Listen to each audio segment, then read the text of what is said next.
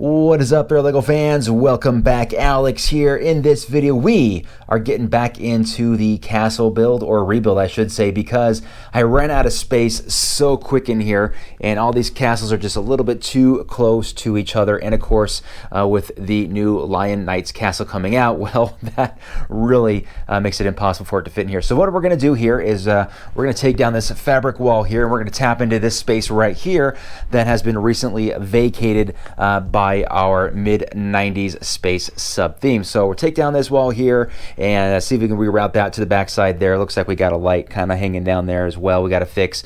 And then we'll just kind of wipe the slate clean and start over. And we are back, and here it is. We've tore everything out, almost everything out anyway. Started with that black cloth and took it out as the backdrop there as well. I decided no backdrop was better than the black backdrop. So we'll probably add something back there towards the end, but for now I want to have that open so I can get easier access to the front and the back of this this layout here. But as you can see, we opened this up pretty good. We have some blue felt here at the end, kind of representing I guess the ocean. We have some beach area here as well, and that kind of transitions into this this gray cloth right here. So the challenge here, guys, is going to be that we're working with a limited amount of height, right? So we can't go crazy with high terraforming because of that restriction. And also, as I crawl underneath here, I'm always whacking my head on on the tables above. So it's going to have to be flat, unfortunately. So that's what we have to work with. It's a good amount of space. I think this is going to work really well. So as we build this, I'm going to probably need some good suggestions on, good terraforming with a flat surface like this, where we can't build too high. And there's those four awesome castles that we have so far. And of course, they'll be joined soon enough by the Lion Knights castle here. Don't have it quite yet, but all in good time we'll have that. And we'll have to figure out where these all go in comparison to each other. It's going to be interesting. It is a couple days later from the footage you were just watching. I was about ready to upload that video, but I made some decisions. And I thought, you know what, I haven't uploaded it yet, so let me go ahead and just add this onto it before I publish it. So look at this as bonus footage. So yeah, like I said, it's a couple days later. It's actually daytime, morning actually, which is strange for me because I'm not a morning person. So usually I'm down here in the night and it's dark outside. So interesting dynamic. That's what it looks like. I think I like the night look a lot better because it's not so glary from that light. Regardless, I digress. Let me get back on track here, guys. So the purpose of this additional footage here is this change right here.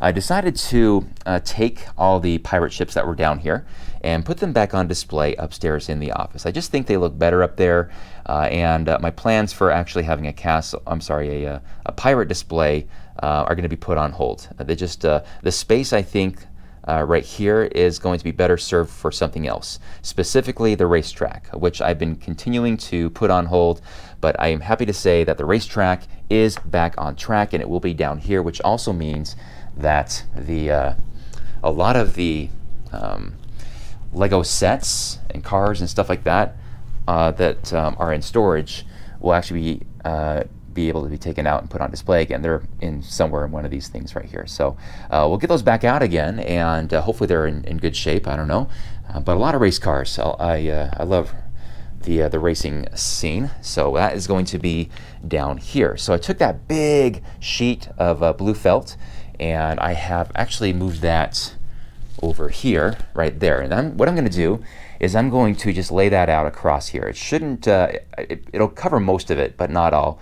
So my plan is to lay that out first as kind of a, I don't know, what would I call it?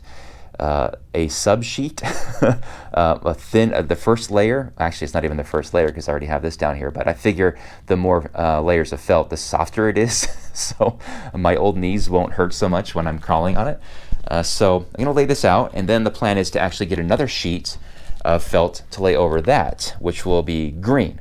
And what I'll do with that is knowing that there's a blue sheet underneath it, and of course this blue should match the blue on like the castle sets here that you see right there. A very, very similar color anyway.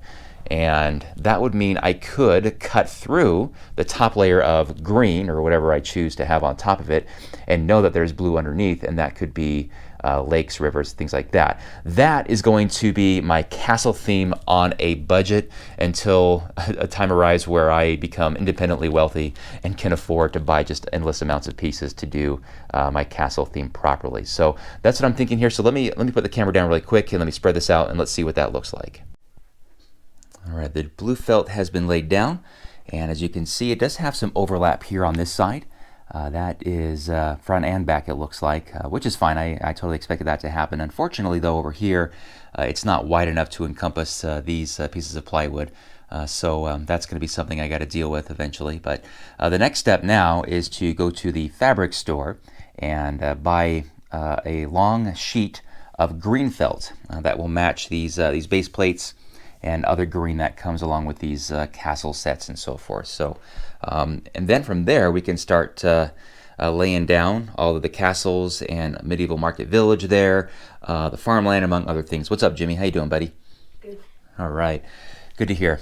So that's the next step in all of this, and then once we're pretty happy with how we have things placed, then we can make more permanent decisions on where we start to cut into the felt beneath. So anyway, that's my thoughts right now. It's definitely trial and error here, guys. Obviously, very much open to your suggestions on how to do this, and but that's kind of what I've got. That's my thought process so far. So we'll see how this goes. So I'll end the video there, and thank you so much for watching, and we'll have an update here for you very soon. Until then, have a great day. Bye-bye.